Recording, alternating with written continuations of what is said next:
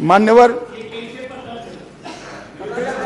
इस चुनाव में पता चल जाएगा दादा, इस चुनाव के काउंटिंग में पता चल जाएगा और फोन करना मुझे।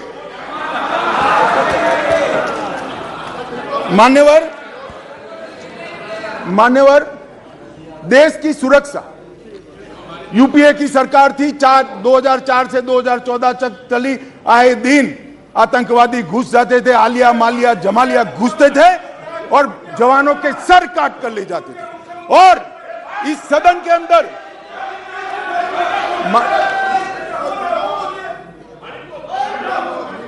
थक जाएगा, तुम मत बोलो, वो थक जाएगा, मैं नहीं थकूं।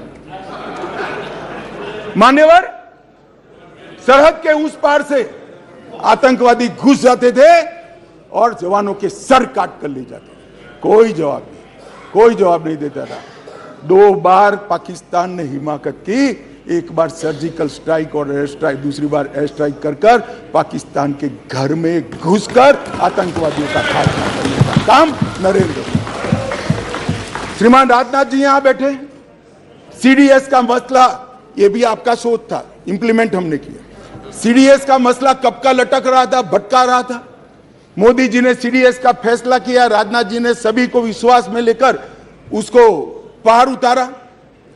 2016 में सर्जिकल स्ट्राइक और एयर स्ट्राइक किया और खरीदी के अंदर, डिफेंस के अंदर जिस प्रकार के परिवर्तन हुए मान्यवर, मैं आपको बताता हूं, जितने भी घोटाले, मैं बाद में घोटाले बताता हूं यूपीए के, जितने भी घोटाले हुए हैं, इसमें सबसे ज्यादा करप्शन रक्षा की खरीदी में हुआ। मगर मोदी जी के नेतृत्व में हमारे रक्षा मंत्री जी ने 4100 आइटमों को इंपोर्ट की नेगेटिव लिस्ट में डालकर यहां उत्पादन किया। और आत्मनिर्भर भारत की रचना कैसी होती है, इसकी नींव कैसे डाली जा सकती है, डिफेंस जैसे अति टेक्नोलॉजी वाले और स्पर्धात्मक क्षेत्र में इसको कर नरेंद्र मोदी जी ने आज भारत का रक्षा उत्पादन न केवल भारत, कई देशों के लिए आकर्षण का केंद्र बना है और भारत एक रक्षा के उत्पादन का प्रमुख केंद्र बना है। उत्तर प्रदेश और तमिलनाडु के अंदर 2 डिफेंस कॉरिडोर बनाए गए मान्यवर, और 22-23 में 16,000 करोड़ से ज्यादा का निकास किया गया, निर्यात किया गया। ये आंकड़ा लाखों करोड़ों में जाने वाला है मान्यवर। 4 दशकों से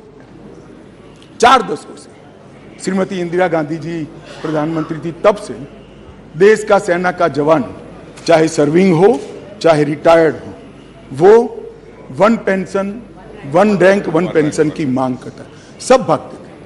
भारतीय जनता पार्टी के नेता नरेंद्र मोदी जी ने सेना के सम्मान में निर्णय किया और 42,000 करोड़ से ज्यादा राशि 1 पेंशन 1 रैंक के अंदर देने का काम। मान्यवर, दुनिया में अस्थिरता बढ़ी, चाहे यूक्रेन हो, यमन हो, चाहे कोरोना में दुनिया भर में बसते हुए हमारे भारतीय हो। 90 से ज्यादा यूक्रेन से उड़ाने कर दोनों राष्ट्राध्यक्षों से बात कर 3 दिन तक युद्ध बंद कर 23,000 भारतीयों को घर पे लाने का काम नरेंद्र मोदी से। ऑपरेशन राहत 5,000 भारतीय और 2,000 विदेशी नागरिकों को वहां से, यमन से निकाला और 2 लाख उड़ानों के माध्यम से 2.97 लाख मतलब 3 करोड़ करीब यात्रियों को सकुशल कोरोना के वक्त वंदे भारत मिशन के तहत वापस लाया।